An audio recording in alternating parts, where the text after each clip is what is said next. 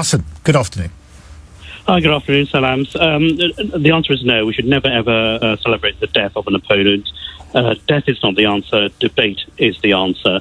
20 years ago, I do remember attending the Tory conference, and you were giving a speech about direct democracy. Yeah. Anne Widdecombe did actually ask you. I think she challenged you, and you gave a very, very witty answer, to which she smiled. I remember that, actually. I'd forgotten that. That's a good memory. And if anyone would have called you a charlatan, it would have been Anne Widdecombe. Now, I very much inspired by Anne Widdecombe. I respect her pro-life stance. She's a staunch Christian, and as a Muslim myself, I have lamented the fact that since 2013, when I went on TV, Britain is losing its Christian values. So she was a breath of fresh air. Yeah.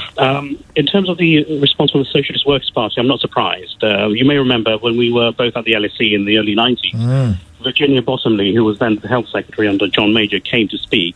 She was not allowed to speak, but she was pelted with eggs. That's true. And after that, the Socialist Workers' Party produced posters celebrating a list of people that had been egged. Now, when Margaret Thatcher died, there was celebration from the Socialist Workers. When John Smith, the ex-leader of the Labour Party, died in 1994, I do remember this was announced during a Tory conference, and there was shock and horror in the room, and that is the. I remember that. That was when we were at the LSE House, and I remember sitting in the LSE library when someone came and told me John Smith had died, and at that point, I remember it distinctly. I mean, it was a deep, deep shock. Yeah, no, absolutely. I would never. There's plenty of people I disagree with. I mean, let's take Rupert Lowe, Tommy Robinson, and their anti-Islam rally that they held a few weeks ago. I would never wish the death or the harm of my opponents, even though I loathe them.